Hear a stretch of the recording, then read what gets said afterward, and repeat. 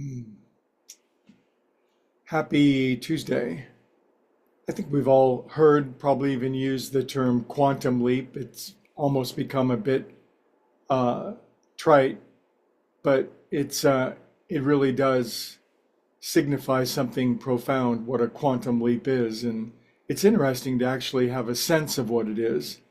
And with my layman physics understanding at best, I can sort of describe it, but a quantum leap is actually a thing. It's something that happens in physics, and it's the most curious, astonishing, unusual, amazing example when uh, a particle that's orbiting an atom, they they travel in orbits, just the same way that the planets travel around the sun, very fixed and regular orbits, but every now and then there'll be an energy exchange or increase, and the orbit of a particle traveling around the center of an atom will change. It'll be here and then it's there, and it happens instantly, and it happens without traveling through the space in between.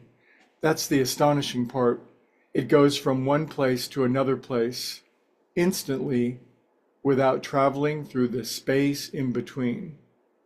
Wouldn't it be interesting if we, as individuals, if we, in our metaphysics, if we were in one place and then suddenly we're in another larger, expanded, higher energy condition without having any time pass and without having traveled the space in between? Hmm. Thoughtful emoji. That would be, technical terms, super groovy if that happened. Now, there are these things described in all spiritual literature that are called spiritual awakenings or spiritual experiences, psychic changes.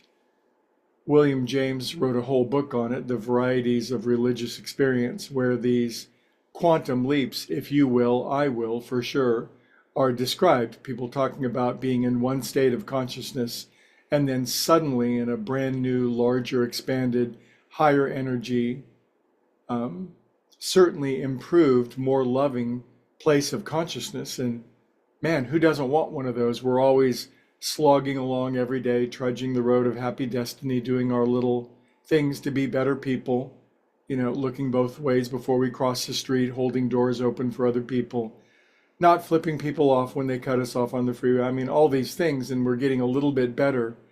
10 million atoms of our brain can change every single day and we wouldn't notice it, but suddenly, and I'm quite certain, I feel quite certain when I say that you've had these suddenly moments. And so it's time to be amazed because we've all been doing this. And a particular mantra came to me this week because over the weekend, Friday, Saturday, and Sunday, I was really, really struggling. And I'm just going to be very general about this, but I messed up. With the best of intentions, I did something thinking that it was just the smartest, most clever, most innovative thing. And once again, I was quite wrong. And you know what they say, the road to hell is paved with good intentions. And one thing they don't say that I think they should say is that the road to heaven is not paved because nobody ever walks on it. But most assuredly, the road to hell is paved with good intentions. And so honestly, with the best of intentions and amazingly good motive, I did something that was um, that it was not the best thing in terms of a group relationship dynamic. And I didn't even realize it at the time, but as it began to sink in on me what I had done, I began to feel really, really bad, really negative, really feeling like dark consequences and repercussions were headed my way. Now, that was my default setting based on very ancient ways of perceiving reality, things that happened to me when I was a kid. And so I thought doom and gloom was on the way. But I was praying, I was constantly praying, saying, even though I'm scared and frightened, somehow, some way, great good will come from this. So I did stick with my prayer. But as the group got together and we talked it out, things were, um, there was so much love and compassion and understanding extended to me that was just mind blowing for me. I, I didn't feel that it was coming. So the mantra came to me that things are always so much better than I think they are.